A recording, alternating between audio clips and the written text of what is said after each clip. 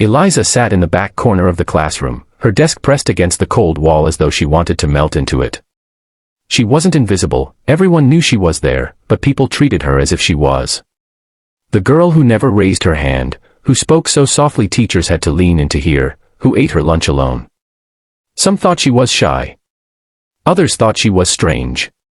But to the bullies, she was easy prey. Jason and Tyler were the kind of boys who thrived on attention. Tall for their age, loud, and reckless, they had spent years building reputations as the kings of the classroom. Most kids laughed at their cruel jokes just to avoid becoming their next target. And for weeks, they had decided Eliza was their new entertainment. It began with stolen pencils and books shoved to the floor. Then came the whispers about her thrift store clothes, the laughter when she fumbled with her words. And every day, Eliza sat silently, clutching her pen tighter, her chest tightening, her lips trembling, but never saying a word. But silence has a breaking point. That morning, the teacher stepped out of the room to answer a phone call. The moment the door clicked shut, Jason leaned back in his chair, grinning at Tyler. "Watch this." He sauntered over to Eliza's desk, grabbed her notebook, and tossed it across the room. It landed with a slap on the linoleum floor. The room erupted in laughter. Eliza bent down to pick it up, her long hair falling forward to hide her face. Jason kicked the book further away. "Oops," he mocked. "Clumsy hands." She said nothing. She had mastered silence, swallowing her hurt like medicine that burned on the way down. But Tyler wasn't satisfied. He yanked her backpack strap so hard she almost toppled out of her chair. "Come on, mouse. Squeak or something. Say something." The laughter was louder now, bouncing off the walls, pressing down on Eliza's chest. She stared at her desk, nails digging into her palms, her heart thudding painfully in her ears. Then Jason's grin darkened. Maybe this will make her talk. His hand shot forward, clamping around her throat. He squeezed just enough for her breath to catch. "Say something," he hissed. The room froze. Even the kids who usually cheered the bullies on shifted uncomfortably. No one had ever seen Jason go this far. Eliza's face went pale, her breath shallow, her mind spinning. And then, like a switch flipping, she remembered. Memories rushed back, her father teaching her in the garage late at night, guiding her through basic self-defense moves after her mom begged him to prepare her for a cruel world. "You don't need to fight, Eliza," he'd said, his voice steady. "But if anyone ever puts their hands on you, you finish it.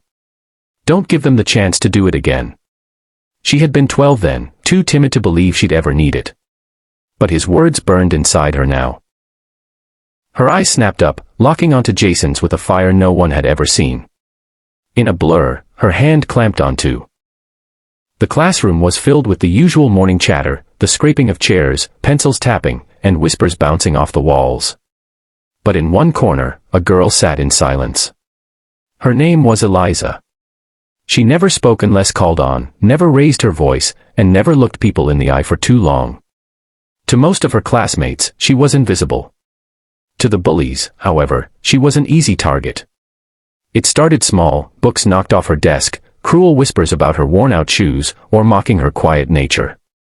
But that morning, something darker was brewing. Jason and Tyler, two boys who thrived on humiliating others, had made Eliza their target once again. They mistook her silence for weakness, never realizing the storm that lived within her. When the teacher stepped out for a quick phone call, the class fell into chaos. Jason sauntered over to Eliza's desk, smirking as he pushed her notebook onto the floor. "Oops.